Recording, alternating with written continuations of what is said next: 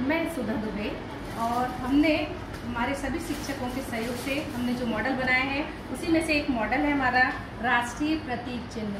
तो राष्ट्रीय प्रतीक चिन्ह में हमने हमारे देश के जो भी राष्ट्र के प्रतीक हैं उनको लिया है और उनमें हमने लिया है राष्ट्रीय ध्वज। राष्ट्रीय ध्वज हमारा तिरंगा है।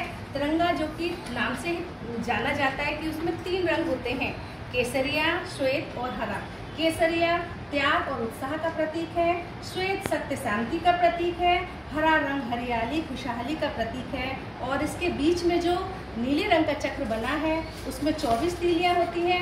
ये हमें दिन रात कार्य करने की प्रेरणा देती हैं। इस प्रकार इस झंडे का जो हमारा आकार होता है वो होता है आयताकार और 3:2 उसमें ये रहता है। इसके बाद हमारा है राष्ट्रीय पुष्प।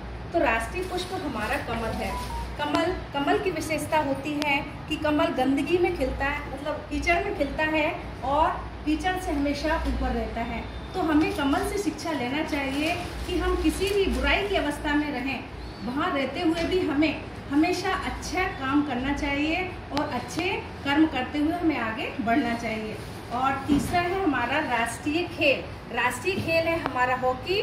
तो हॉकी हमारा राष्ट्रीय खेल है और हमें इसका सम्मान करना चाहिए। हमारे देश में राष्ट्रीय खेल हमारा हॉकी है। अब है राष्ट्रीय गीत। हमारा राष्ट्रीय गीत है वंदे मातरम। वंदे मातरम हमारा राष्ट्रीय गीत है। इसके रचयिता है श्री बंकिम चंद्र चट्टोपाध्याय जी। और हमारा जो राष्ट्रीय चिन्ह है ये राष्ट्रीय चिन्ह है और हमारे राष्ट्रीय चिन्ह में 4 सिंह होते हैं और उसमें 3 दिखाई देते हैं। उसके पीछे एक और सिंह रहता है और उसके नीचे लिखा होता है सत्यमेव जयते, सत्य की हमेशा विजय होती है। और हमारा राष्ट्रीय पक्षी है मोर। तो मोर अपनी सुंदरता के लिए और नृत्य के लिए प्रसिद्ध है।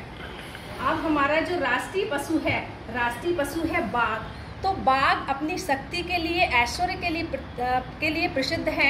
ऐसे ही हमारा जो भारत है वो अपनी शक्ति और पराक्रम का प्रतीक है। तो ये इस प्रकार इसको राष्ट्रीय पशु के रूप में चुना गया है बाघ को।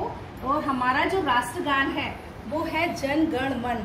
तो जन गण मन के रचयिता हैं श्री रविंद्रनाथ टैगोर जी और इसके गायन की अवधि है 52 सेकेंड। तो धन्यवाद।